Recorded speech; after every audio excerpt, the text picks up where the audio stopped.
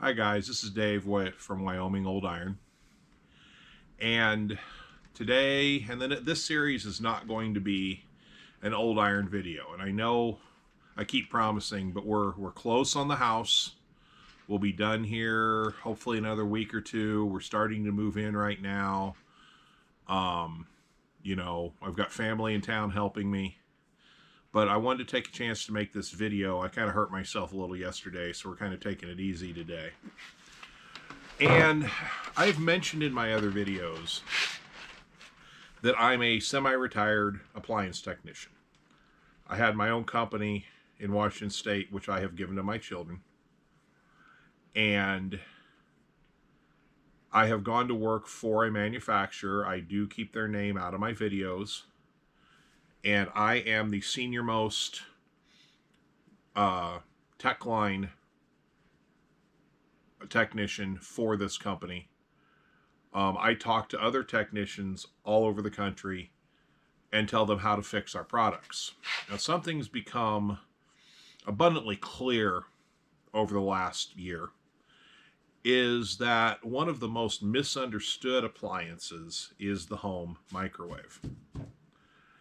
And I get a lot of calls where techs really don't understand how to work on them. And if you're not an appliance technician, you're going to benefit from this video series. If you have some basic electrical skills, you're going to be able to work on your own microwave. So what I'm going to do here is I'm going to take this microwave apart. We're going to go through each of the components, how to properly test them, some of the ways the components interact with each other. I'm going to try to keep each video to between 5 and 10 minutes for each problem. Things like not heating, or I should say running and not heating, counting down but not running, dead microwaves, arcing, noise complaints, blowing fuses. Those are probably some of the most common. I do want to give special thanks to Carl's Appliance in Gillette, Wyoming. This is a Samsung over-the-range microwave that was donated for this series. It was a field scrap unit that underwent significant damage on the bottom. And Carl's was kind enough to give it to me with my promise that when I was done, I would throw it away because it is a field scrap unit, meaning they got credit for it from Samsung. So I'm going to use this to show you what's going on. And if you have a chance to stop by Carl's, I'm not getting paid for this, but they did supply the microwave. So, if you're in their service area, which I believe they're in Wyoming, South and North Dakota, Minnesota, Wisconsin, and Iowa are the states they have stores in. If I'm wrong about that, I'm sure one of them will let me know when they see this video. But I'm going to put together a training video so that everybody can work on these safely if they have basic electrical knowledge. If you don't have electrical knowledge, don't even attempt working on one of these. You're going to hurt yourself. With that note, I want to thank you for watching. We will get the old iron done, I promise.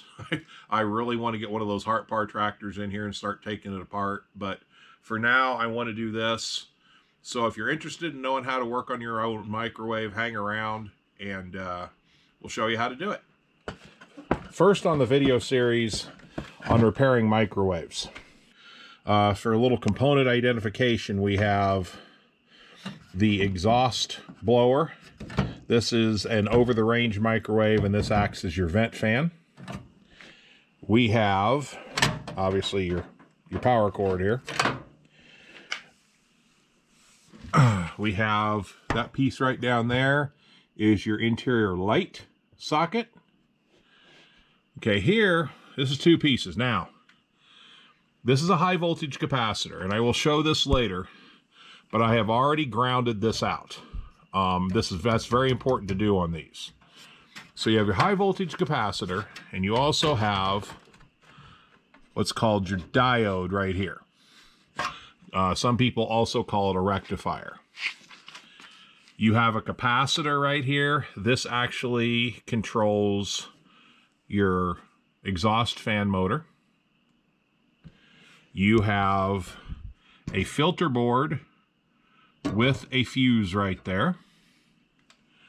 You have a high voltage transformer. You have a magnetron. You have a cooling / circulatory fan and motor. You have a fan switch and a thermal fuse, and I don't even know which is which until I get in there. Let's see. On the top of the magnetron here, you have what's called a magnetron thermal fuse. Let's see. Some of these will have another cavity thermal fuse down here. I don't see. There's the magnetron thermal fuse. Okay, down here, it's tough to see. We're going to open this up a little differently when it comes time. There's door switches. And there's 3 of them probably. 1, 2, yes, there's 3 door switches.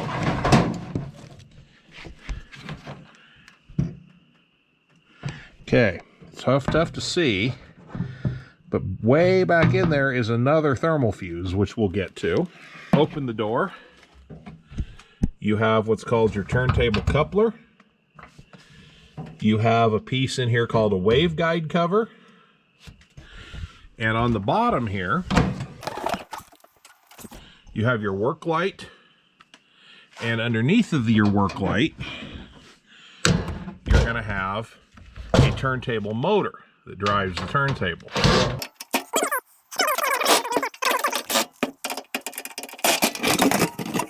Okay, so in here you've got your work light. That's the light that if this is over your stove, you turn that on, you have a light for your stove. And in here we have our turntable motor. This is what drives your turntable or your carousel.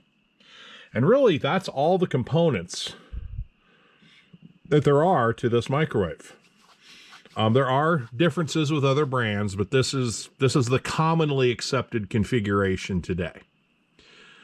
So, and the one thing I'm going to do is we're going to discuss checking the turntable motor. Now, assuming this was installed in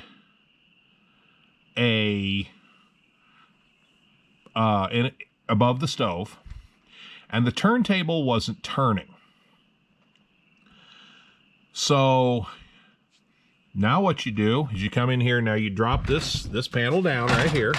It's still installed above the stove, and you check for 120 volts into your thing. Now hold on, let me check that. Okay, so they've changed this one. Notice right there where it says 21 volts AC. So sometimes it pays to be a little smarter. This, you would check this for 21 volts to see if it's getting power. Now you have to do that when it's running. You never run one of these empty.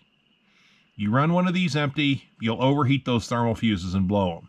Putting a cup of water in is all that's required. So let's assume that you don't have 21 volts here. The unit's running and heating, but the turntable's not turning. If you don't have 21 volts, you're going to follow these wires back to either a door switch or the board, and you probably have a door switch or a board problem. However, very, very, very rare. What's more than likely going to happen is you're going to have the 21 volts.